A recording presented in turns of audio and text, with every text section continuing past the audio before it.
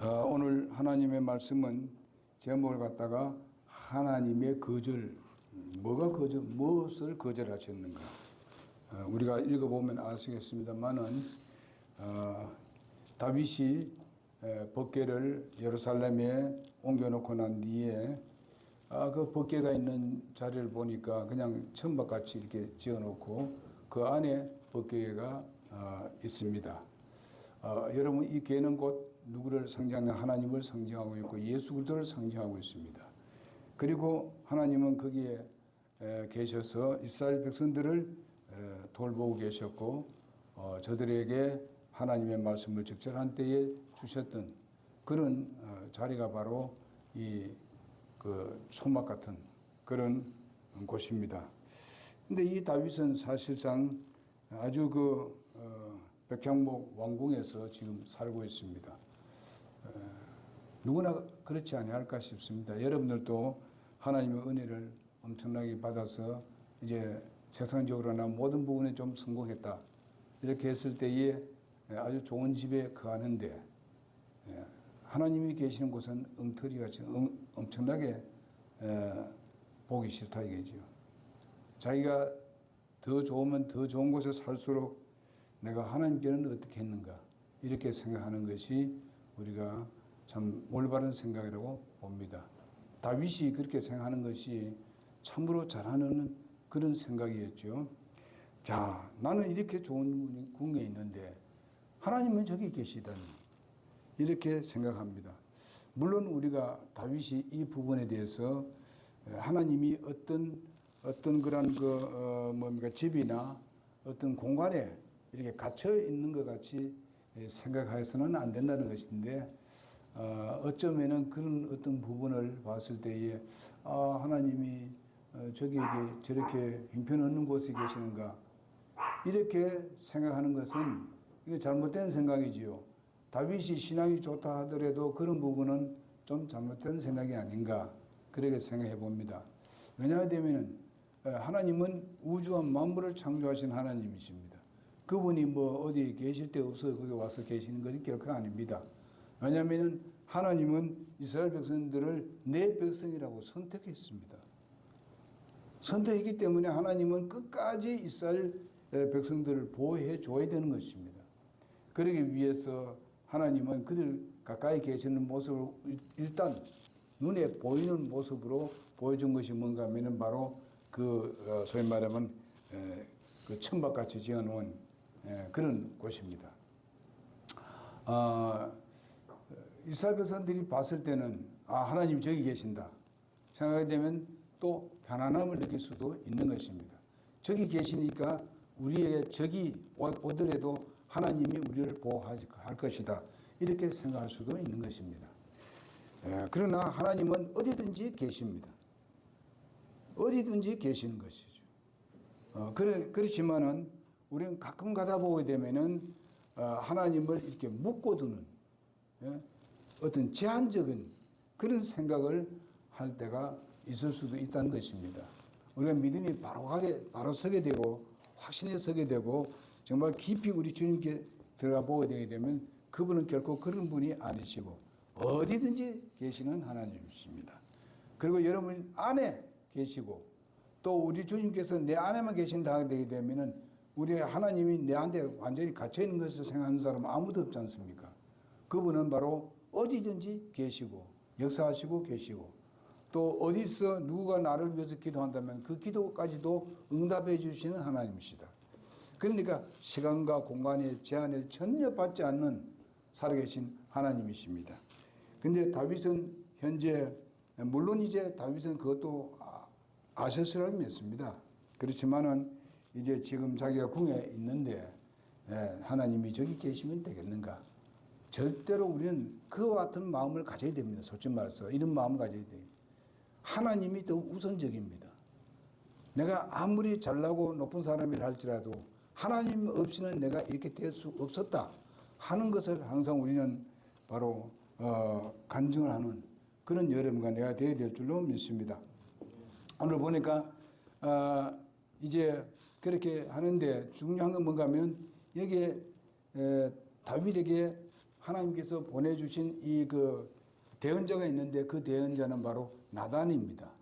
이 나단 대언자하고 이제 그 뭡니까 이 그 다윗하고 이 얘기를 한 중에 다윗이 나단에게 그렇게 얘기했습니다.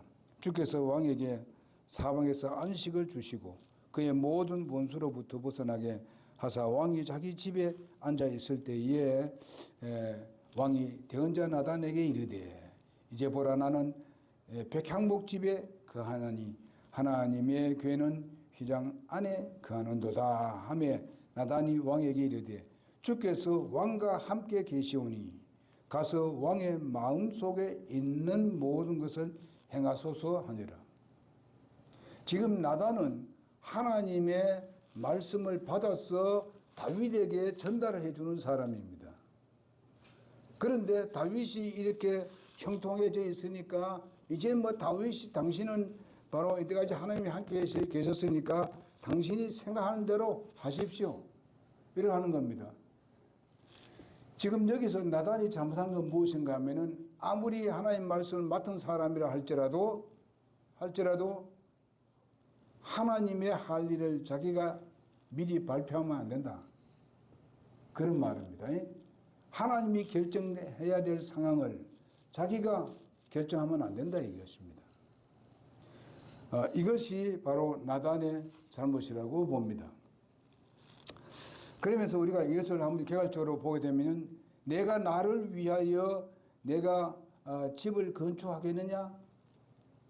내가 그 집을 건축하겠느냐? 이렇게 다윗에게 묻고 있습니다. 그런데 여기 보니까 이제 하나님께서 나단이 그렇게 했을 때에 하나님이 당장 어떻게 했습니까? 나단을 소환했습니다. 무슨 소환했어요? 그 밤에 말이죠. 그렇게 말했는데 그 밤에 하나님 말씀이 나단에게 임했다. 이렇게 말씀하고 있습니다. 가서 내 종 다윗에게 고하기를 주가 이같이 말하노라. 내가 나를 위해 내가 거할 집을 건축하겠느냐? 물어보라. 이게. 지금 하나님께서 왜 그날 밤에 당장 나단을 불렀는가? 왜냐하면 나단의 말을 듣고 다윗이 그것을 실천할 수 있었기 때문에 그렇습니다. 하나님의 말씀이 아니라 지시를 받지 아니하고 다윗은 바로 그런 간절한 마음이 있으니까 당장 그것을 실천할 가능성이 있기 때문에 나단을 소환했습니다. 그러면서 이제 나단에게 얘기하면 다윗에게 그것을 물어보라. 나를 위해서 내가 거할 집을 건축하겠느냐? 물으랍니다. 내가 이스라엘 자손을 이집트에서 데리고 나온 때부터 심지어 이날까지 아무 집에도 거하지 아니하고 장막과 성막 안에 거하였다. 그렇게 말씀하고 있습니다. 그러니까 지금까지 내가 나의 집을 지어달라고 내가 말한 적이 없다는 겁니다. 즉 말하면 이집트에서 이스라엘 백성이 나온 때부터 지금까지 그는 없었는데 네가 나를 위해서 이런 집을 건축하겠다고? 그러면서 우리가 7절에 보게 되면요.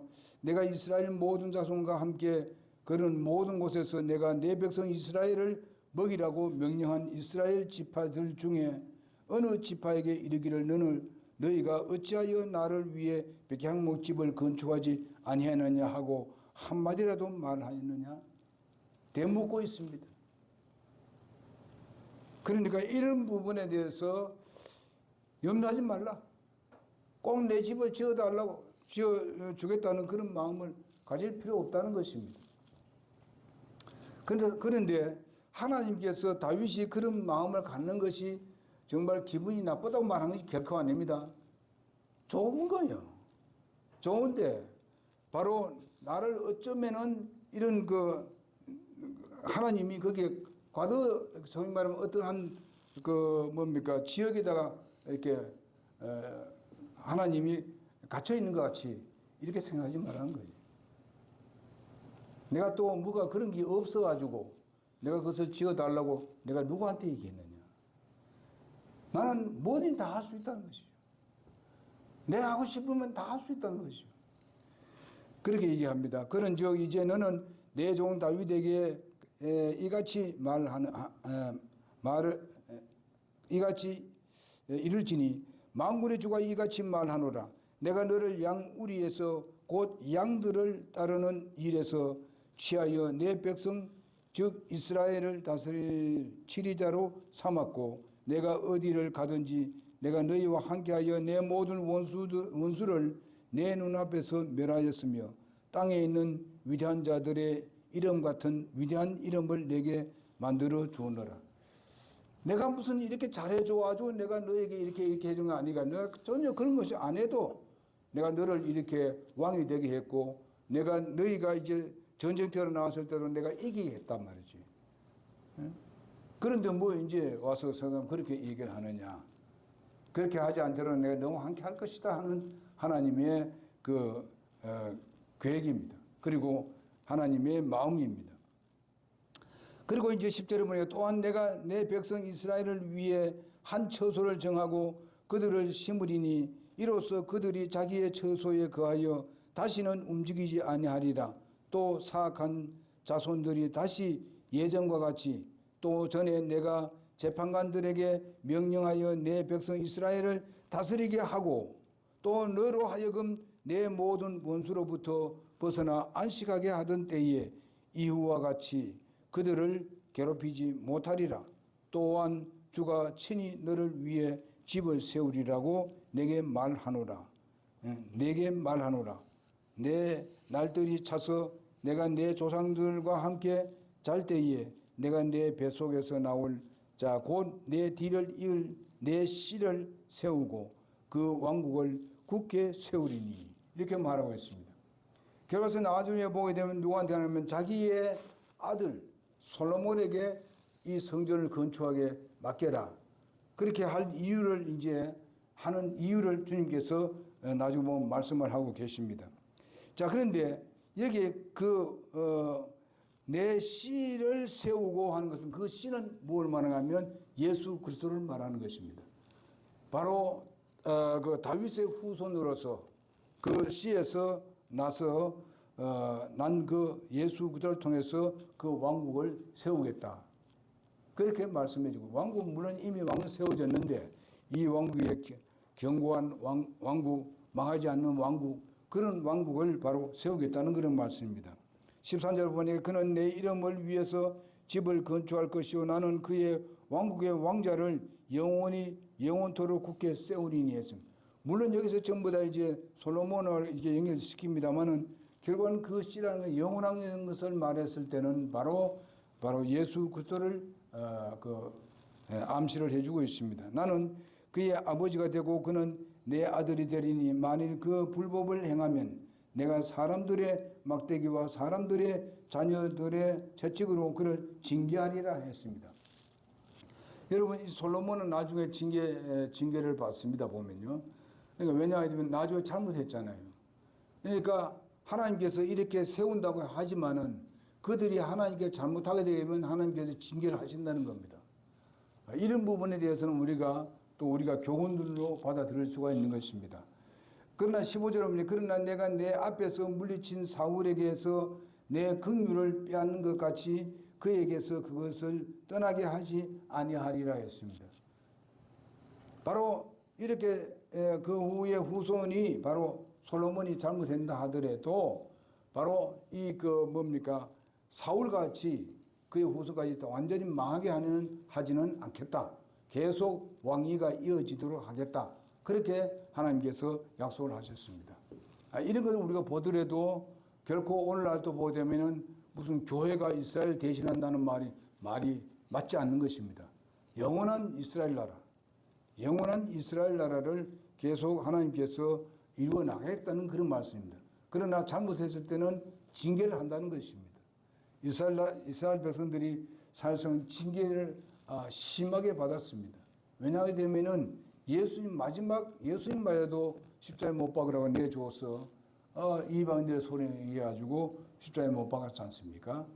그렇기 때문에 그들이 다 쫓겨나서 나라 없는 삶을 2000년 동안 하다가 나중에 1948년 5월 14일 날 이제 그들이 독립을 보게 된 것입니다. 그래서 이스라엘 나라가 존재하고 있는 것입니다. 만약에 저들이 바로 이스라엘은 다 망했고 이제 없어졌으니까 교회가 이스라엘 대신한다 할 것 같으면 이스라엘 나라가 여기 지금 세워지지 않았을 것입니다. 그러나 하나님은 절대로 한 번 말씀하시면요, 그것을 이루고 마는데 이스라엘 백성이 잘못했을 때는 여기 징계한다는 대로 징계를 했습니다.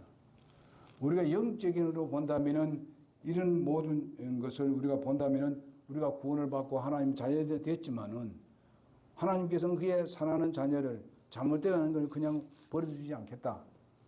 잘못될 때는 징계를 하신다는 것입니다. 그래서 바로 서게 한다는 겁니다. 하나님의 말씀은 우리를 바르게 하기 위해서 하나님 말씀을 주셨다고 말씀하고 있습니다. 때로는 우리가 하나님 말씀에 찔림을 받는 것, 그것도 우리에게 징계입니다. 우리의 마음에 정말 평안이 있었는데 내 잘못을 인해서 평안을 잃어버린 그것도 징계입니다. 그럴 때 우리는 빨리 하나님과 관계를 맺는 것이 뭡니까? 자백하는 것입니다. 자백하면 하나님이 정상적인 관계 맺고 또 새롭게 하나님은 시작을 하게 되는 것입니다.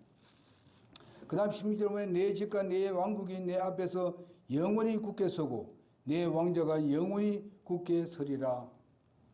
여러분, 이것은 누구를 말합니까? 역시 예수님을 두고 말씀하시는 것입니다. 영원이라는 것은 사람에게는 영원히 있을 수 없습니다. 하나님에게만 영원한 것이에요. 예수님이 영원하기 때문에 우리가 예수님 안에 우리가 있기 때문에 우리는 영원한 것입니다. 그런 것이지 인간이 영원히 될 수가 없습니다. 그러나 주님이 영원하니까 우리는 주님을 믿음으로 인해서 연합됐기 때문에 우리는 예수님과 더불어서 영원한 것입니다. 그래서 우리가 17절 보니까 나단이 이 모든 말씀과 이 모든 환상대로 그에게 다윗에게 말하니라 했습니다. 근데 이제 아무래도 여기서 그 나단을 하나님께서 책망을 한 것은 보이지 않습니다. 그러나 바로 그런 말을 했을 때 바로 그날 저녁에 이렇게 하나님께서 그렇지 않다는 것에 대해서 말씀하고 있는 것을 봅니다. 자, 그러면 오늘 이 말씀에 대해서 어느 정도 개괄적으로 말씀을 드렸습니다. 자, 그러면 내가 나를 위하여 내가 거할 집을 건축하겠느냐. 우리 역대상 17장 4절에 보게 되면 너는 나를 거할 집을 건축하지 말라고 그렇게 말씀하고 있는 것을 말씀을 하고 있습니다. 정확하게 말씀을 하고 있는데 우리가 첫째로 보게 되는 것은 법궤가 지금까지 영구히 한 장소에 있지 않았다고 7장 6절에 그렇게 말씀하고 있습니다. 그런 같이 어디 한 곳에 하나님이 이렇게 쌓여 있고 하나님께서 누구에 의해 가지고 보호를 한다든지 그런 것이 결코 아니라는 것입니다. 그 다음에 그 이유가 무엇인가 하면 7장 7절을 보게 되면 지금까지 이스라엘 어느 지파에도 하나님의 집을 지으라고 명령한 적이 없다고 말씀하고 있습니다. 그리고 다윗이 피를 많이 흘린 전쟁의 용사였기 때문에 역대상 28장 3절에 보게 되면은 그렇기 때문에 너는 그 성전을 건축할 그런 일을 하지 말라. 피를 많이 흘리고는 거룩한 성전을 건축할 수 없다 하는 것을 말씀하고 있습니다. 그래서 다윗이 하나님이 계시는 성전을 건축하지 말아야 될 이유가 무엇인가 하면 법궤가 지금까지 영구적인 한 장소에 있지 않았다. 그 다음에 지금까지 이스라엘 어느 지파에도 내가 하나님의 집을 지으라는 명한 적도 없고 또 다윗이 피를 흘렸기 때문에 그렇다고 말씀을 하고 있습니다. 그리고 그러므로 다윗보다도 평화의 왕국을 통치할 솔로몬이 성전 건축을 하는 것이 합당하다고 그렇게 하나님께서 말씀을 했습니다. 그리고 이스라엘의 어느 지파에도 말하지 않았다 하는 7장 7절에 보면요. 이스라엘 지파이라는 말은 사사들로 보아야 한다고 말씀하고 있습니다. 사사 시대 때에 하나님께서 직접 사사를 세워가지고 이스라엘을 다스리고 이끌어갔던 것을 봅니다. 그러나 저들이 또 악한 일을 했을 때는 또 어떻게 합니까? 이방인들이 와서 그들을 징계 채찍을 내립니다. 그러고 나면 또 그들이 회개하고 저들이 정말 자백을 하게 되면 하나님이 다시 또 거기에서 지도자를 세웁니다. 사사를 세웁니다. 재판관을 세운다 이 말이죠. 그래서 이스라엘을 다스려 왔던 것을 볼 수 있습니다. 그렇게 오다가 거의 그 소위 말하면 이스라엘이 멸망할 즈음에 여러분 사사로 마지막 사사라고 할 수 있는 그 사무엘을 세우게 됩니다. 그래서 사무엘을 통해서 이제 나라가 제대로 이제 회복이 되고 이런 것을 볼 수 있습니다. 그러나 아직까지도 사사시대 때 있었던 사람들은 이방인들의 왕을 욕을 했지 않습니까? 그래서 이방인들의 왕같이 우리도 왕을 세워달라고 쫄라댑니다. 사무엘도 아니다 했습니다. 하나님도 원치 않았어요. 그러나 아주 쫄라대니까 이제 한번 그렇게 해봐라. 그렇게 해서 하나님께서 사울을 통해서 그 이름을 부으라 해서 사울을 세웠습니다.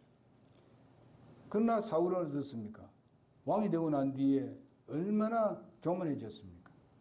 하나님보다도 높아지려고 월권 행위를 하고 다윗 충성스러운 그런 다윗을 죽이려고 질투와 시기로 그냥 가득 차 있지 않습니까? 그래서 결과선 망했지 않습니까? 그리고 이제 내 집과 내 위가 영원히 견고하리라 7장 16절에 그렇게 말씀하고 있어요. 이 말은 하나님께서 다윗의 집을 지을 것이며 그의 아들 솔로몬의 시대를 초월해서 다윗의 왕위가 영원히 존속될 것이다. 그것은 바로 아까 말한 대로 예수 그리스도를 말씀해 주고 있는 것입니다. 그래서 영원히 계속된다는 것이죠. 여러분 이스라엘 나라가 없어진 같이 얘기했습니다만 이제 세워졌고 그 다음에 또 이제 7년 대환란이 있을 때에 그때에 이스라엘 모든 백성을 다 모읍니다. 모으기 때문에 그 모은 그 이스라엘 백성들을 다 거기서 훈련시킵니다. 환란 시대 때 훈련시켜서 거기서 정말 견디고 참고 이런 사람들, 정말 사탄에게 이게 빠져들지 않는 사람들, 666권을 받지 않는 그 사람들을 통해서 이제 이스라엘 나라를 완전한 회복을 시키게 되는 겁니다. 그들을 통해서. 그래서 그 완전한 회복이 어디입니까? 천년왕국인 것입니다. 거기에서는 바로 이스라엘 예수님이 직접 왕중의 왕으로서 다스리게 될 것입니다. 그럴 때는 이미 벌써 우리는 예수님과 함께 우리는 함께 와서 천년왕국을 다스리게 될 것입니다. 그래서 천년 동안 다스리는 이런 놀라운 역사가 있습니다. 그래서 우리는 이 세상에 살면서 예수를 믿고 구원받고 난 뒤에 항상 우리는 주위에 있는 사람들을 섬기며 살아갑니다. 예수님도 그렇게 섬겼고 우리 모든 믿음의 선배들도 다 섬겼습니다. 한 번도 통치한 적이 없습니다. 그러나 천주교는 계속 통치하지요. 그렇지 않습니까? 여러분 로마 시대도 그랬고 세계를 그냥 지배했지 않습니까? 종교가 그냥 세계를 지배하면 됩니까? 안 되죠. 그러나 우리는 예수님만이 전 세계를 다스릴 수 있는 그런 왕으로서 다스리게 될 것인데 우리 성도들도 그렇고 예수님도 그렇고 이 땅에 있는 동안에는요 한 번도 다스린 적이 없습니다. 항상 섬기고 다른 사람을 위해서 살았고 어려운 사람을 위해서 살았고 이렇게 사시다가 바로 그분은 십자가에 못 박혀 죽으시고 장사되시고 부활하셨습니다. 그리스도인들도 마찬가지입니다. 항상 이렇게 섬기고 다른 사람을 더 먼저 생각하는 그런 마음으로 우리는 섬기고 왔습니다. 그럼 언제 하나님께서 거기에 대한 것을 다스리는 권능을 주십니까? 바로 우리는 부활해서 우리가 공중에 우리가 주님을 만나고 그 다음에 우리가 천년왕국 때 7년 대환란 마지막 때 예수님과 함께 지상에 내려오게 될 것입니다. 그래서 우리가 다스리게 될 것입니다. 우리는 왜 그랬습니까? 예수님이 우리의 어쩌면 아들로서 본다면요, 제일 먼저 난 아들이십니다. 예수님을 따라서 우리는 하나님의 아들이 이렇게 되어졌습니다. 그래서 우리는 그때 다스리는 데 있어서 이 세상 사람들과 같은 그런 다스림이 아닙니다. 우리는 정말 이 몸이 전에도 계속 강조했습니다마는 우리 이 몸이 예수 그리스도와 같은 부활의 몸으로 우리가 다스리는 겁니다. 한번 우리가 상상을 해봅시다. 정말 그 시간과 공간의 제한을 받지 아니하고 어디든지 우리가 살피고 다스릴 수 있는 그런 놀라운 능력을 갖고 있습니다. 이런 능력으로 우리가 천년왕국 때 다스리는 여러분과 내가 된다는 것입니다. 여러분 이것을 우리가 생각하면 오늘날 우리가 좀 힘들고 어렵더라도 우리는 주님을 위해서 새로운 영혼을 위해서 우리가 정말 섬기고 그들을 예수 믿게 하는 일에 우리가 전심전력을 다해야 할 것입니다. 우리의 믿음의 선배들이 그렇게 살아왔습니다. 그러니 우리도 사실상 그런 삶을 살아가야 되는 겁니다. 좀 힘들더라도. 그러면 하나님께서 우리가 이 세상에서 도저히 상상 못할 것들을 우리는 다음 세대에서 우리는 다스리게 될 것입니다. 이런 것을 생각하면서 여러분 실망하지 마시고 열심히 주를 섬깁시다. 예수님이 곧 오실 때 되었어요. 곧 오실 때 되었어요. 일어나는 사건들을 보니까 굉장히 위험한 사건들이 일어나고 있습니다. 그때에 주님이 오신다고 약속했었으니까 우리가 들림당하면은 우리가 정말 이 세상에서 전혀 경험하지 못하는 것을 우리가 누리게 될 것입니다. 오늘은 그냥 오전에 말씀은 그냥 개괄적으로만 말씀을 드렸습니다. 오후에 바로 깊이 들어갈 수 있도록 그렇게 하겠습니다. 기도하겠습니다.